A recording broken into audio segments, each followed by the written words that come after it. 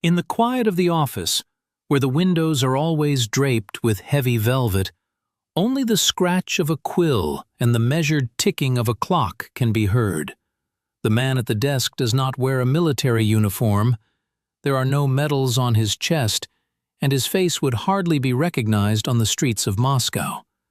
Before him lies a photograph, taken just a week ago at a parade. In the picture, next to the leader, stands a figure in a long coat. The man at the desk picks up a thin scalpel, carefully lifts the emulsion, and begins to scrape away the figure's image. This is not just retouching. This is an act of altering reality. In an hour, in that spot, there will only be a blurred background or part of a column, and in encyclopedias and newspapers across the country, millions of people will see a new, corrected version of history. The man in the coat no longer exists. He was not just physically eliminated, he was erased from existence. This is how the work began for those whom, in the corridors of power, were whispered to as cleaners. This was an invisible army of bureaucrats, archivists, retouchers, and special assignments officers whose power sometimes surpassed that of generals. If executioners ended a person's earthly path, the cleaners destroyed the very memory of them. Their weapons were not pistols, but scissors, glue, chemical reagents, and endless circulars marked "Top Secret." They were the architects of emptiness, the creators of gaps in history textbooks, those who ensured that inconvenient truths would never surface in the murky waters of the political life of a vast empire. To understand the scale of this activity, it is necessary to realize that the Soviet state machine viewed information as a material more dangerous than explosives. Explosives can destroy a bridge, but information can destroy an ideological foundation. Therefore, the cleaning process was launched long before the event itself occurred. There was a complex, multi-level system for filtering reality. It began not in the basements of the Lubyanka, but in the bright offices of Glavlit, the main directorate for literature and publishing. Thousands of censors sat here, each with a thick book on their desk, known as the List of Information Not Subject to Publication in the Open Press. This tome was regularly updated, and each update meant that somewhere deep within the system, a failure had occurred that needed to be concealed. When the political situation changed and yesterday's hero became an enemy, the machine roared into full power. It resembled a gigantic industrial conveyor belt running in reverse. Instead of creating a product, it annihilated it. Librarians across the country, from Kaliningrad to Vladivostok, received secret directives. In dry, bureaucratic language, they specified, remove such and such books, cut out such and such pages, obscure such and such portraits. Imagine thousands of women in arm protectors silently in reading rooms, cutting out an article about a recently arrested marshal from the Great Soviet Encyclopedia with scissors. And subscribers, who kept the volumes at home, received new pages with the recommendation, paste in place of the removed. Obedient citizens took glue and independently edited their home libraries, becoming accomplices in a global falsification. But the visible part, the disappearance of names and faces, was only the tip of the iceberg. Beneath the dark water lay the work of an elite of cleaners, those who had access to special folders. These people worked in the Holy of Holies, in the secret archives of the Central Committee and the KGB. Their task was not just to hide a document, but to create an alternative chain of events. If it was necessary to conceal the fact of unsuccessful negotiations or a catastrophic error by the leadership, they did not simply burn reports, they created new ones. Signatures were forged, minutes of meetings that never took place were printed retrospectively. History was rewritten in real time. Masters of this craft could so virtuously compose a memo that even the immediate participants in the events began to doubt their own memory. It was the magic of bureaucracy. A paper with a seal became more real than what the eyes had seen. At the center of this spider's labyrinth were people of a special kind. Their psychological portrait is complex and tragic. These were not fanatics with burning eyes, but meticulous executors, professionals of the chancellery. Alexander Poskrebyshev, Stalin's personal secretary, was perhaps the high priest of this order of silence. A man function, a man shadow. Tons of documents deciding the fates of millions passed through his hands. He sorted information, determining what would reach the leader's desk and what would disappear forever into the safe. His power lay in his ability to dose the truth. He knew that any paper was evidence, and the art of apparatus survival consisted in not having your fingerprints on that evidence. These people lived in constant, icy fear. They knew too much, and bearers of secrets in this system did not live long. Therefore, their work was impeccable. An error in dating or a forgotten copy of a document could cost a life. This fear turned them into ideal mechanisms, devoid of emotions and compassion. For them, human tragedy turned into an accounting unit, into a folder number, subject to disposal or eternal storage. The inner conflict of these people was monstrous, though hidden deep within. Imagine the state of a person who must destroy a letter written by an acquaintance before their death, knowing that in this letter lies the truth. But he takes matches, brings fire to the corner of the paper, and watches the lines blacken. He does this not out of hatred, but out of an instinct for self-preservation. Over time, professional deformation occurs. Conscience is replaced by instruction. They began to believe that there were two truths. One, a small, everyday, useless truth of fact, and another, the great truth of the party, which is above facts, above morality, above reality itself. If, for the good of the state, it is necessary that event A never happened, then it didn't. They became guardians of this higher artificial reality, convincing themselves that they were protecting the people from harmful doubts. From a philosophical point of view, the activity of the cleaners was a unique experiment with time.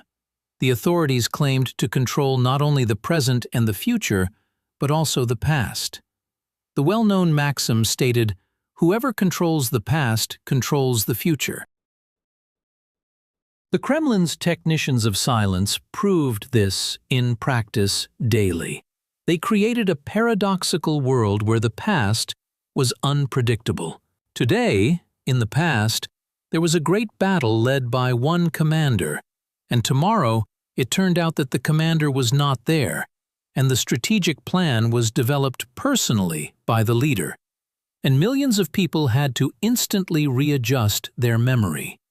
This constant drift of historical facts led to society losing its footing. No one could be sure of what happened yesterday. Reality became plastic, fluid. It depended on the morning editorial in the country's main newspaper.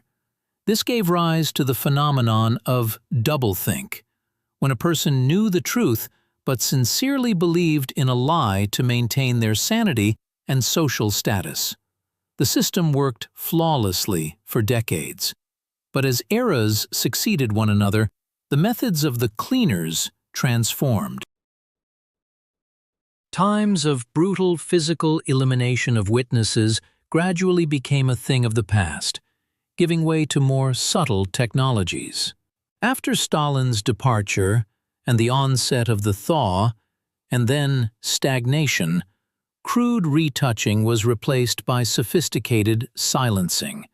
Under Andropov, who headed the KGB and then the country, the cleaners became intellectuals. Now their task was not to erase a name, but to discredit its bearer. Instead of erasing a person from a photograph, they declared him insane. Psychiatry became a new tool for cleaning. If you disagree with the official version of reality, then you are sick. Documents were replaced by medical records. This was a new level of cynicism. The witness was not eliminated, he was turned into someone whose words could not be believed. During this period, the cleaners faced new challenges. Technical progress made complete information isolation impossible. Samizdat, magnetic tapes, and shortwave radios appeared. The silence technicians were forced to work proactively. Special disinformation departments were created. If a fact could not be hidden, it had to be drowned in a flood of lies, half-truths, and absurd versions. Work with archives became even more secretive.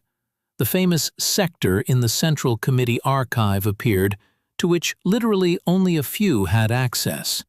It was there that packages with the most terrible secrets were stored, including documents on Katyn, or the secret protocols to the Molotov-Ribbentrop Pact. These papers lay in sealed envelopes, and each new general secretary, upon taking office, opened them, read them, paled, and sealed them again. No one dared to either destroy them or make them public. It was the curse of knowledge. The cleaners kept this poison in the very heart of the system, understanding that its spill would kill the regime. A special chapter in the history of Kremlin disinfection was man-made disasters. When the Chernobyl accident occurred in 1986, the system reflexively tried to activate the usual mechanism: silence, secrecy, cutting telephone wires, blocking exit. In the first days, it was the old-school cleaners who worked. They seized dosimeter data, rewrote observation logs, and compiled reassuring reports for Moscow. But radiation could not be stopped by a circular. This was the beginning of the end. The invisible enemy, the atom, turned out to be stronger than the invisible guardians of secrecy. The lies, which for decades had served as cement for the system, suddenly became a corrosive acid. People saw that the reality outside the window and the reality on television were two different worlds, and this gap could no longer be patched up. The culmination of this drama came in August 1991. These were the days when the cleaners worked in a state of panic.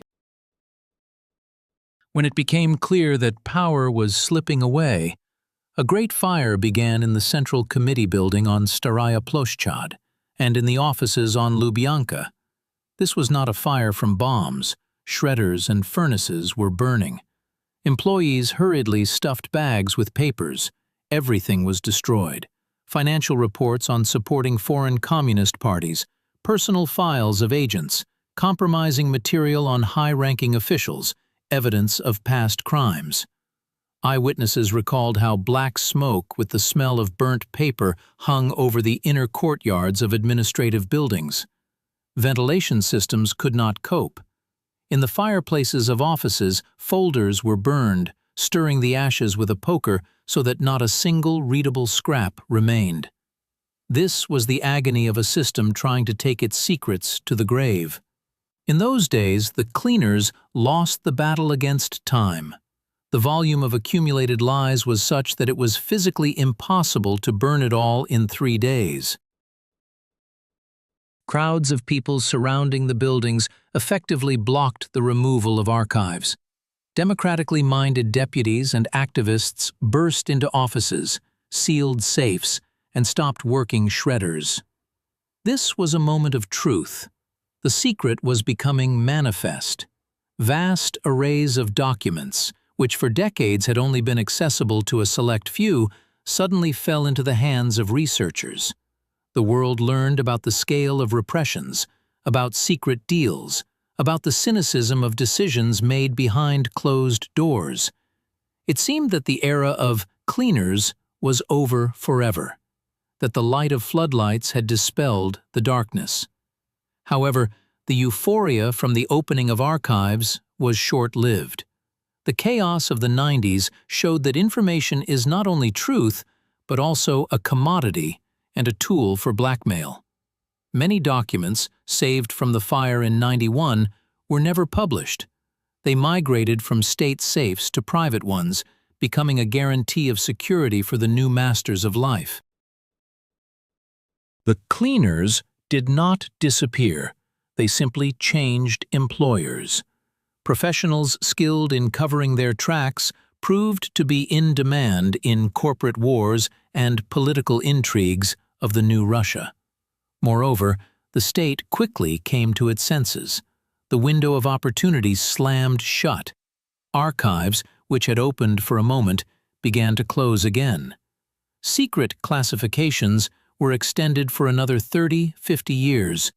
The argumentation remained the same: protection of national interests. The lesson of this grandiose historical epic is that a complete cleansing of the past is impossible.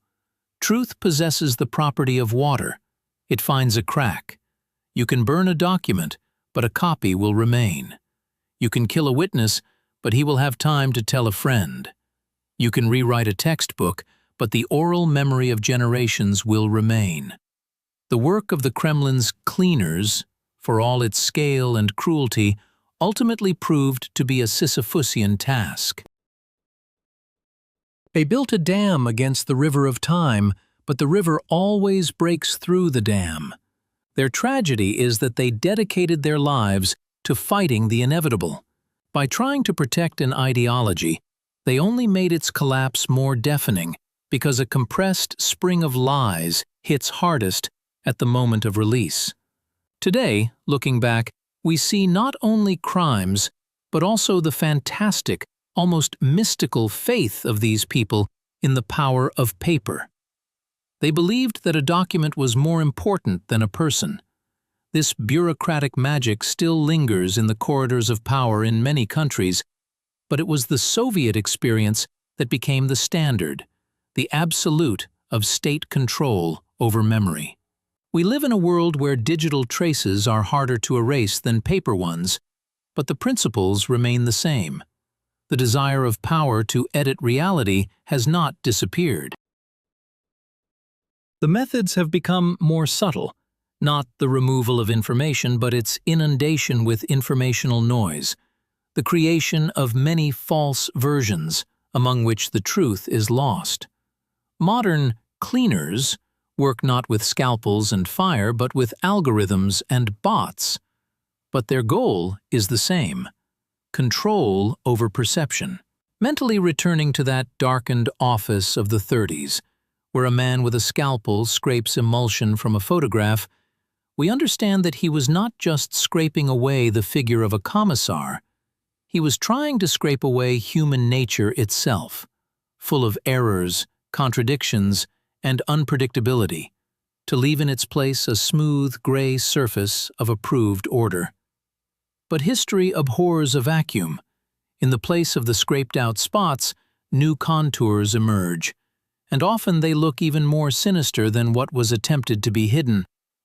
A spot on a photograph is also a trace of fear, and this trace tells us more about the epoch than thousands of ceremonial portraits. The shadows that the cleaners tried to erase ultimately became the most prominent figures on the canvas of history, reminding us that oblivion is not the absence of memory, but a form of its suppression that sooner or later fails. Behind those who pulled the trigger, there were always those who filed the case in a folder. And perhaps it was these quiet people in sleeves, rustling pages in archival dust, who were the true demiurges of that eerie reality. They created a world where a person could be cancelled with a stroke of a pen. But they did not take one thing into account. Paper burns, but memory does not. Manuscripts do not burn, as the great writer of that same era said.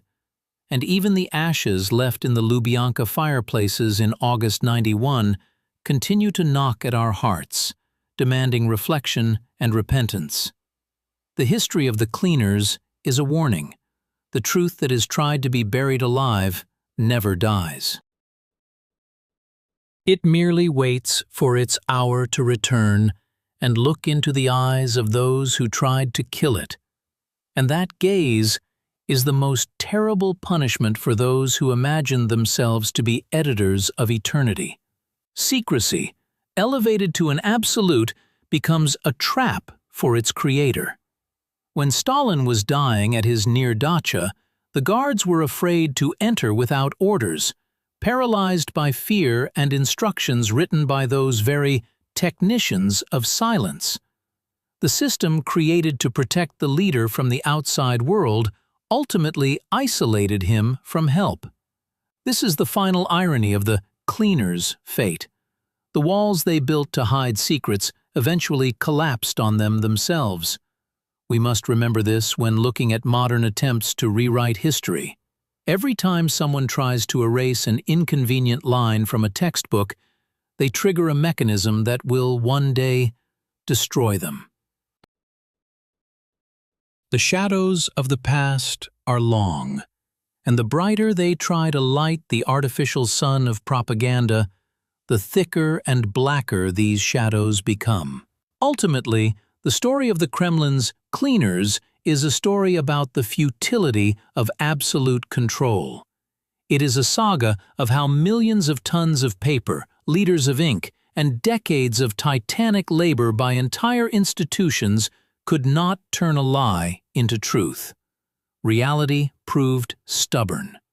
The photograph with the excised commissar is now preserved in a museum precisely as proof of falsification, not as a document of the era. The scar on the image became more important than the image itself. And in this, there is a higher justice. The traces of the crime, which they so meticulously tried to destroy, themselves became the main evidence. The work of the cleaners was not in vain. It preserved for us the anatomy of lies, allowing future generations to study this mechanism under a microscope, so that perhaps they might learn to notice in time when someone once again takes out a scalpel and reaches for our common photograph.